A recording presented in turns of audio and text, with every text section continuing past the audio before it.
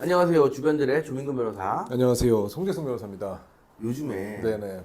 저희 법인에 음. 문의가 들어오는 사건들 중에 네네. 아청법 위반인데 예. 그 중에서도 성매수가 꽤 많아요. 그렇죠. 네, 네. 일단은 성매매 사건은 워낙 많은 건수가 많은 그쵸. 류의 사건에 네. 해당될 뿐만 아니라 네. 요새는 조금 이제 뭐랄까 음. 좀 연령대가 많이 어려진 것 같은 느낌이 들고 옛날부터 그러니까요. 어렸지만은 좀 아청법이 강화되고 음. 좀 빡세게 적발을 하면서 이게 사건이 많아졌는지는 모르겠어요. 네, 맞아요. 실제로 근데 사건이 많아진 것 같기도 네네. 하고 그 다음에 또 이제 저는 물론 이제 아동 청소년의 성을 사는 성인들이 범죄를 저질렀기 때문에 음. 그게 잘못됐다는 거는 뭐 당연한 건데 네네. 그거 외에도 개인적으로 네. 사건들을 바라보면서 느끼는 이 왜 이렇게 사건이 많아졌나 음. 라고 생각되는 것 중에 하나가 요즘에 사실 뭐 다 제각각 사정이 다르겠지만 네네. 결손 가정이나 이런 경우가 좀 많아요. 네. 그런데 이제 거기에서 좀 불우하게 음. 살아온 이제 어린이들이 응? 그 뭐 가출을 옛날에는 뭐 해가지고 옛날에 더 많았지 뭐. 아니 근데 요즘 많이 그런 사건이 많아. 음? 그래가지고 약간 이게 그 성인도 당연히 사는 것도 잘못했지만 음. 이 아동들이 인터넷을 이용해서 음. 적극적으로 약간 파는 의사를 음. 많이 비추는 모습이 제가 봤을 음, 때는 음, 이 인터넷이나 이런 이제 음. 온라인상의 기술들이 발달을 하면서 네. 좀 적발하기가 쉬워지지 않았나라는 생각도 들어요. 그것도 있죠. 증거 같은 게 뭐 남아있으니까. 카카오톡이나 예를 들어 뭐 트위터, 뭐 DM이나 이런 음. 것들이 다 남아있게 되면서 맞아요. 그래서 이제 경찰서에서 연락이 오고 처벌받겠다 음. 싶으니까 이제 변호사 사무실에 연락이 오고 음. 그렇기 때문에 많아진 게 아닌가라는 생각이 드는데 음. 많은 사람들이 궁금해 하세요. 음. 성매매에 있어서 이게 음. 사실 변호사는 알고 있는데 음. 개인적 법익을 침해하는 범죄가 아니라 그렇죠. 뭐 사회적 법익을 침해하는 네. 범죄다 이거는 정확히 보니까는 말하면 성폭력을 침해하는 예, 문제죠. 과연 이거 피해자랑 합의를 봐야 되느냐? 음. 라고 궁금해하시는 분들도 많고 음. 사실 케이스 파이 케이스로 진행하는 경우도 많기 때문에 맞아요. 이런 경우에 대해서 한번 말씀을 드릴까 하고서 이 영상을 켰습니다. 일단 어. 이 성매매라는 음. 거, 성매매 법정형이나 이런 것들을 보면 음. 이제 일반적인 성매매 같은 경우에는 예. 이제 징역형도 규정이 되어 있고 벌금형도 규정이 되어 있지만 음. 보통 이제 성인을 대상으로 한 성매매는 음. 초범의 경우에는 이제 뭐 반성문 빡세게 쓰고 이렇게 하면 존스쿨 갔다 와가지고 기소에 많이 해주잖아요. 그렇죠. 네?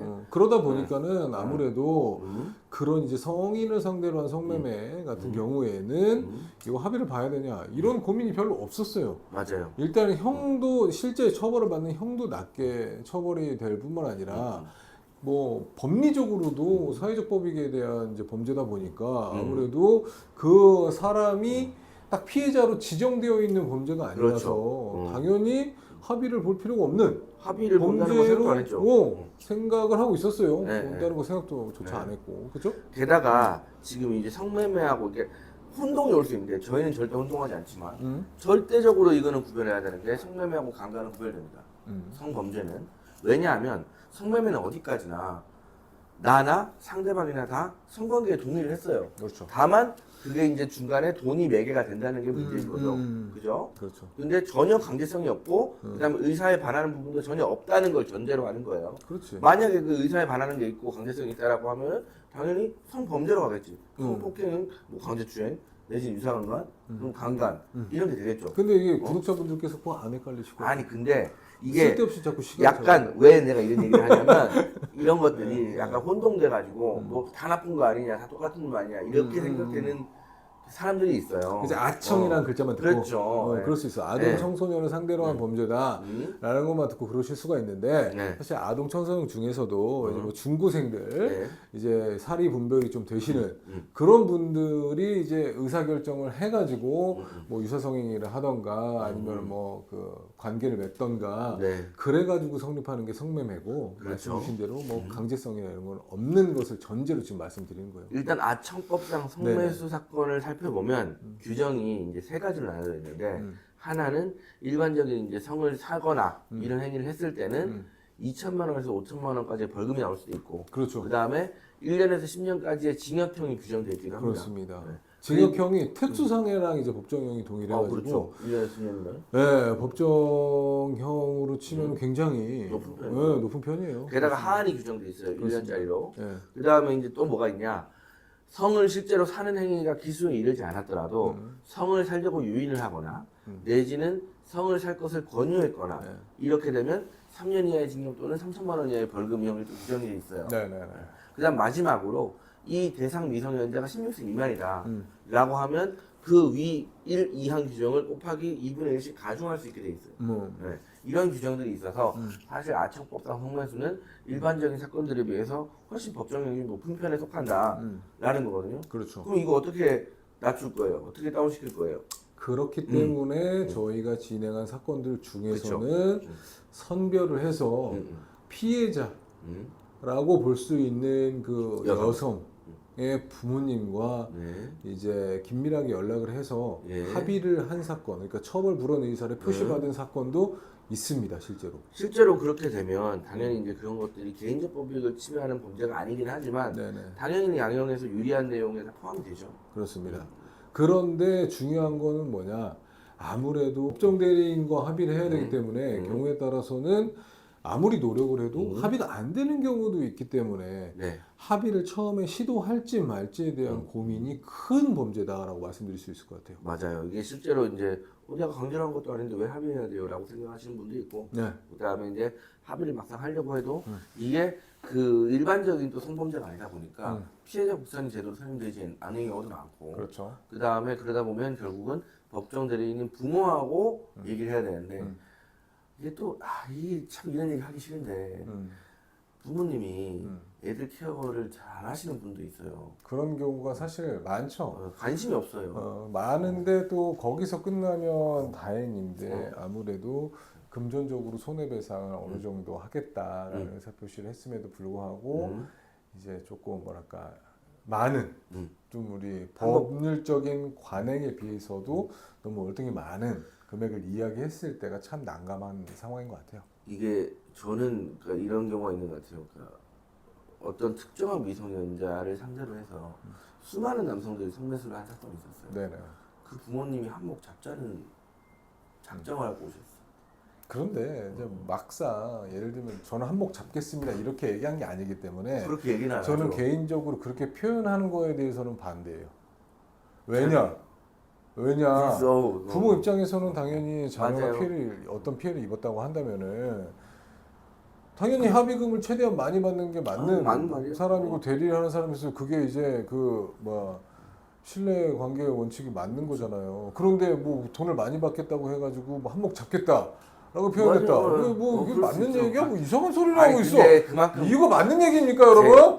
뭐 사람을 뭐 이렇게 밥을 만들려고 그래? 아니 그렇잖아요. 아니 근데 정말 부모를 위해서 이게 최대 많은 걸 받는 이런 거지. 거지. 부모님이 아예 관심이 없어 애한테. 그래서 그게 명백히 보여. 그다음에 뭐 좀 많이 답답해요 사실. 부모님이 애들 말로 막혔네.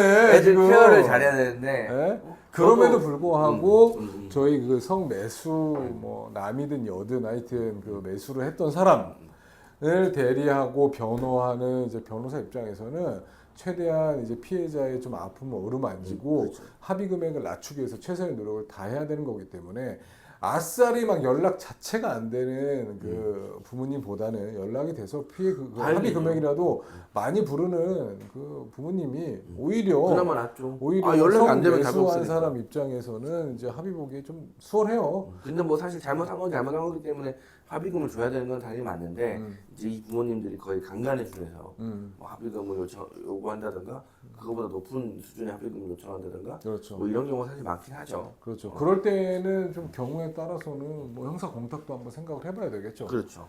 피해자는 아니지만 형사 공탁을 하고 뭐 사건을 진행해본 경험도 있습니다, 실제로. 실제로 형사공탁 요즘에 많이 하기 때문에 네. 이런 사건들은 사실은 뭐 다른 여타의 양형 자료들을 잘 내는 게 되게 중요하지만 사실 이게 피해자가 있는 사건은 아니지만 어쨌든 피해자로 봐서 네. 그 사람과 합의를 한다면 가장 뭐 강력한 양형 자료가 되겠죠. 그렇죠. 그렇습니다.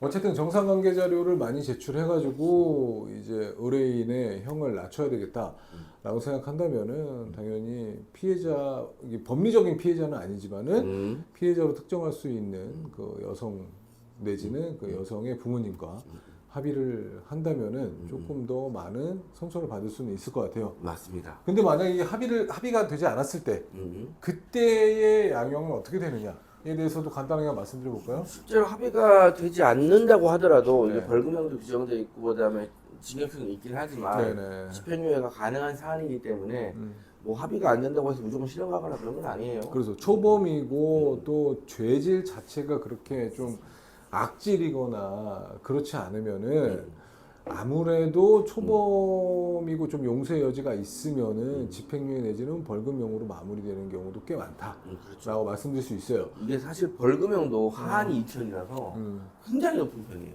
그렇죠. 네. 벌금형이 특히 뭐 장량감경 하면은 뭐 1,000만 원. 뭐 그럴 수 그럴 있는데 수 있는 거니까. 어쨌든 벌금형의 하한이 2천이라는 거는 많지 않아요. 그래서 주로 이제 아무래도 집행유예형을 많이 선고하는 방향으로 법원에서도 진행하고 있지 않나라는 생각이 들어요. 네. 그럼 벌금형 선고를 하면은 너무 많은 금액에 이제 오히려 이제 집행유예보다 더 많은 피해를 입을 수 있다라는 이제 고려해서 나온 최소 결정이 아닌가 금액이 싶어요. 최소 금액이 1천이죠. 장량을 했을 때. 그렇지. 그러니까 뭐 엄청나게 많은 금액이지 이제 하한이. 그렇죠.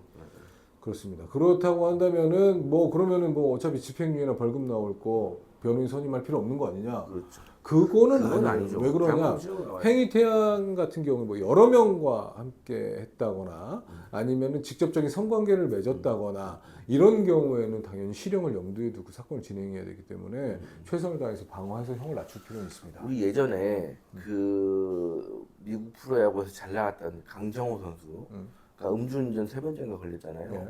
그때 얼마나 하는지 아세요? 최종적으로 형량이? 얼마야? 벌금 1,500 나왔어요. 그래요? 네. 언제 몇 년도야? 꽤 됐지. 그래요?